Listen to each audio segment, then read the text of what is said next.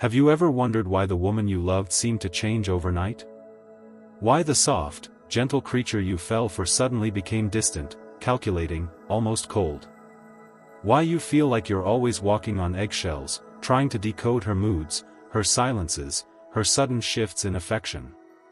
If you've ever felt like you're playing a game where only she knows the rules, then what I'm about to tell you will shatter every romantic illusion you've ever held about women and love. What he discovered wasn't hatred toward women. It wasn't misogyny or bitterness. It was a cold, surgical analysis of power dynamics that most people are too emotionally invested to see clearly. Because here's what nature understood that you don't: the woman you think you love doesn't exist. She's a performance, a carefully crafted character designed to obtain something from you. And what she's after isn't your heart, it's your will. This video isn't about hating women. It's about waking up to reality. It's about understanding that everything you've been taught about feminine nature, about love, about relationships, has been a beautiful lie designed to keep you emotionally compliant. Because the moment you see the truth that nature saw, everything changes. The way you approach women, the way you value yourself, the way you navigate the complex psychological warfare that modern dating has become. So if you're tired of being confused, manipulated, and emotionally drained by relationships that never quite make sense, if you're ready to see behind the mask that even the most genuine woman unconsciously wears, then stay with me. Because what you're about to learn will make you dangerous to every woman who tries to control you through emotion. And that, according to nature, is exactly what you need to become. Nature wrote, "Man's happiness, I will. Woman's happiness, he wills." At first glance, this seemed like ancient misogyny. But look deeper. What nature was revealing is that men and women operate from fundamentally different relationship strategies. Men seek to impose their will directly onto the world. Women seek to influence the will of those who impose. This isn't about intelligence or morality. This is about survival strategies that evolved over millennia. When direct power was denied to women, they mastered indirect power. When physical dominance was the male domain, psychological influence became the female specialty. And here's what most men never realize: this influence is so subtle, so sophisticated, that you don't even know it's happening. Think about your last relationship. Remember how she never directly told you what to do? Instead, she created emotional climates. She would withdraw when you acted in ways she disapproved of. She would become warm and affectionate when you behaved as she preferred. She didn't command, she conditioned. And you, thinking you were making free choices, slowly molded yourself into the shape she desired.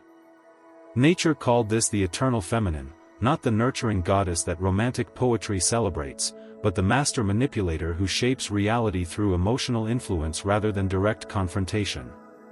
She doesn't need to argue with you. She just needs to make you feel uncomfortable when you disagree with her. She doesn't need to control you overtly. She just needs to become the source of your emotional validation. This is why you find yourself changing in relationships. Why you start giving up hobbies she doesn't approve of. Why you begin to see your friends less. Why your own opinions start to sound uncertain, even to yourself. You think you're compromising for love. Nature would say you're being domesticated through emotional dependency. But here's the part that will make you uncomfortable: you're not a victim in this process. You're a willing participant because, deep down, part of you wants to be led. Part of you craves the emotional security that comes from surrendering your will to someone who seems to have figured out the emotional puzzle of life. You were raised to believe that good men sacrifice for women. That love means putting her needs before your own. That masculine virtue is measured by how much you're willing to give up for feminine approval. And so, you enter relationships not as an equal but as a supplicant, not as a partner but as a worshipper seeking grace from his goddess. And she accepts this worship, not because she's evil, but because the entire social structure has taught her that this is how relationships work. She's been conditioned to view male attention, male resources, male emotional energy as her natural due. Not because she's selfish, but because from childhood, she's been told that her value lies in her ability to attract and maintain male investment. Nature saw that what we call romantic love is actually a sophisticated power exchange disguised as mutual affection. She gives you the illusion of being chosen, desired, needed. In return, you give her your autonomy, your resources, your identity. And both parties convince themselves this is the highest form of human connection. But what happens when you start to see through the illusion? When you begin to recognize the patterns, the emotional manipulations, the subtle ways your behavior is being shaped? That's when the real test begins. Because most men, when they glimpse this truth, become either bitter or blind. They either hate women for the game, or they convince themselves the game doesn't exist.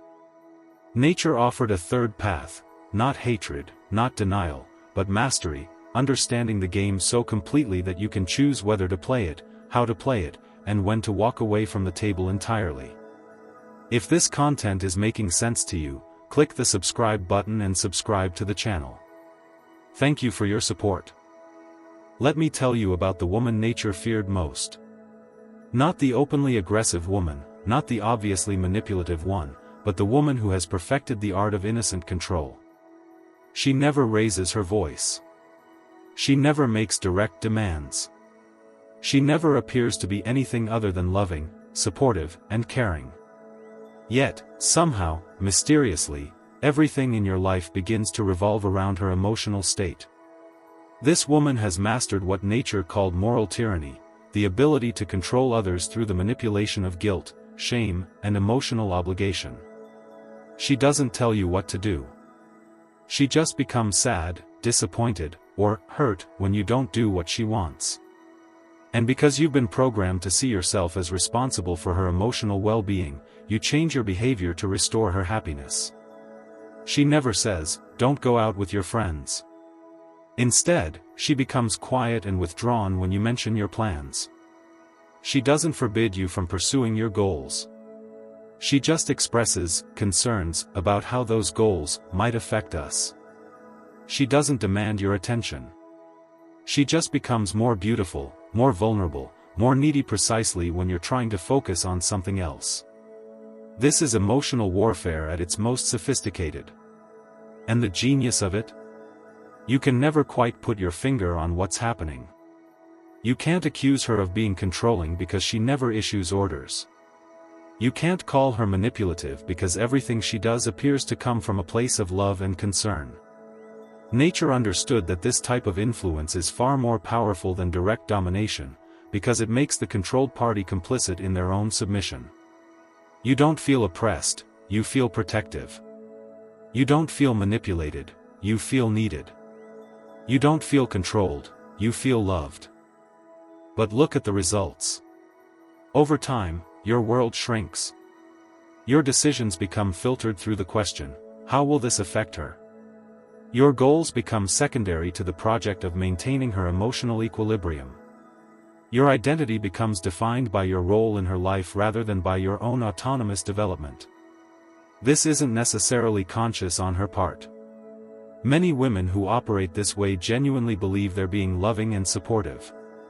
They've been conditioned to view relationships as emotional mergers, where boundaries dissolve, and individual wills blend into a single unit, with her emotional needs at the center. But nature saw the danger in this dynamic, not just for men, but for both parties. Because when one person's will become subordinate to another's emotional state, neither can develop authentic strength. She becomes dependent on his constant validation, he becomes dependent on her approval for his self-worth. The result? What nature called mutual parasitism, two incomplete people clinging to each other for psychological survival, calling their dependency love and their weakness virtue. Here's what most men never understand. This dynamic continues only as long as you participate in it.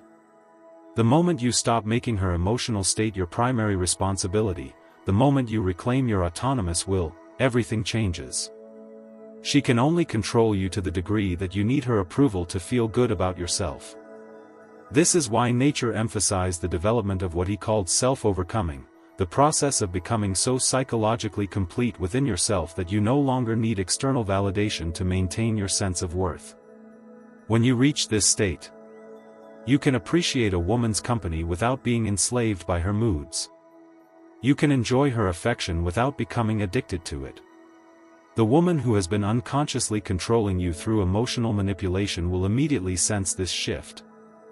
And her response will tell you everything you need to know about the true nature of your relationship. If she respects your newfound autonomy and steps up to meet you as an equal, then perhaps something real can be built. If she escalates her emotional tactics, if she becomes more demanding, more manipulative, more willing to create crisis and drama to recapture your attention, then you know you were never dealing with love. You were dealing with strategy. The most dangerous illusion. Now, let me reveal the most dangerous illusion that keeps men trapped in toxic relationship dynamics. You believe that if you just love her enough, give enough, sacrifice enough, she will finally feel secure enough to stop testing you. You think her emotional instability, her need for constant reassurance, her tendency to create drama, are all symptoms of past wounds that your love can heal.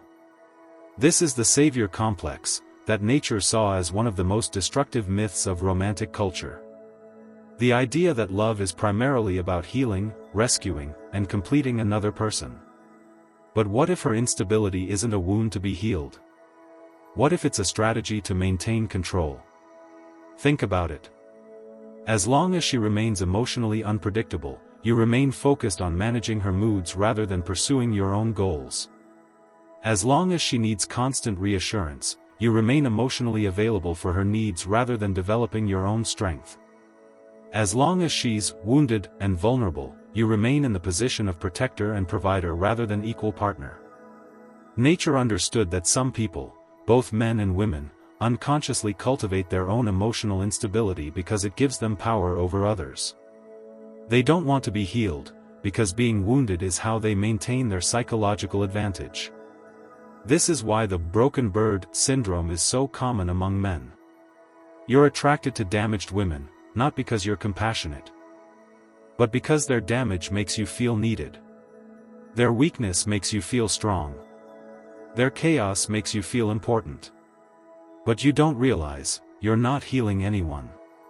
You're enabling a system that keeps both of you psychologically stunted. The truly secure woman doesn't need you to rescue her. Doesn't require constant emotional management. Doesn't create crisis to test your commitment. She brings her own stability to the relationship, and expects you to bring yours. But this type of woman often seems boring to men who have become addicted to the drama of trying to save someone. The path forward. Nature saw that what many men call love is actually a sophisticated form of codependency. You become addicted to being needed, and she becomes addicted to being saved. Neither of you develops real psychological strength, because you're both too busy playing your assigned roles in the rescue fantasy. But what happens when you stop trying to save her? When you withdraw your energy from the project of managing her emotional state? When you become more interested in your own development than in her psychological comfort? Initially, the response is usually an escalation. More drama. More crisis. More demands for your attention and energy. This is the test. She's checking to see if you'll return to your old role as emotional caretaker. If you hold your ground, if you refuse to be drawn back into the drama, one of two things will happen. She'll begin to develop genuine emotional stability, because she no longer has the option of using instability as a control mechanism. She'll find someone else to play the savior role, because that's what she was really after all along. This is how you discover the difference between 1. A woman who is genuinely wounded and working toward healing. 2. A woman who is using her wounds as weapons. 3. The first will respect your boundaries and work on herself. The second will punish you for refusing to remain trapped in her dysfunction. Nature called this process the Great Separation, the moment when you stop confusing your need to be needed with love, and start recognizing the difference between genuine partnership and psychological vampirism. The moment you stop playing by her unconscious rules is the moment true power shifts back to you. She may test you harder, cry louder, withdraw further. These are the death throes of a system that no longer serves her purpose. What she cannot do is sustain this behavior indefinitely when it no longer produces results. Like a child who learns tantrums don't work, she must either adapt or seek easier prey elsewhere. This is where most men fail. They mistake temporary escalation for permanent reality. They see her tears as proof of her love rather than what it often is, frustration at losing leverage. They interpret her threats to leave as evidence of their failure rather than recognizing it as the final card in a weakening hand. Nature understood this fundamental truth: the person who cares least in any relationship holds the most power. Not power over the other, but power over themselves, the power to walk away, to set terms, to refuse participation in games they no longer wish to play. When you reach this understanding, something remarkable happens. The anxious energy you once poured into decoding her moods transforms into creative energy you invest in yourself. The mental real estate previously occupied by, "What does she want?" becomes available for, "What do I want?" The emotional labor of constantly managing her state gives way to the simple clarity of managing your own. This isn't selfishness, it's the foundation of genuine strength from which real relationships can actually flourish. The paradox is this: the less you need her, the more she may truly value you. Not as a provider, not as an emotional caretaker, but as a man who stands complete in himself. This doesn't guarantee she'll stay, some women only want what they can control. But it does guarantee you'll be fine either way. That's the ultimate freedom nature described, not freedom from women, but freedom within yourself that no woman can give or take away. This is the uncomfortable truth behind all successful relationships: they work best when both parties know the other could walk away at any time, but consciously choose not to. Not out of need, not out of fear, but from that rare place where two whole people select each other daily without coercion or hidden agendas. That's the real love nature pointed toward, not the fairy tale you were sold, but something far more substantial and real. Comment below and tell me, what was the moment you realized you were being emotionally manipulated? What patterns do you see now that you couldn't see before? Share your story, because recognition is the first step toward transformation. And if this video opened your eyes to uncomfortable truths you needed to hear, don't stop here. Subscribe for more content that will continue to challenge your assumptions and help you build authentic strength. Because the journey toward psychological sovereignty is just beginning. The woman you think you love doesn't exist. She's a performance designed to control you. But the man you're capable of becoming, the man who sees clearly and chooses consciously, he's waiting for you to have the courage to become him.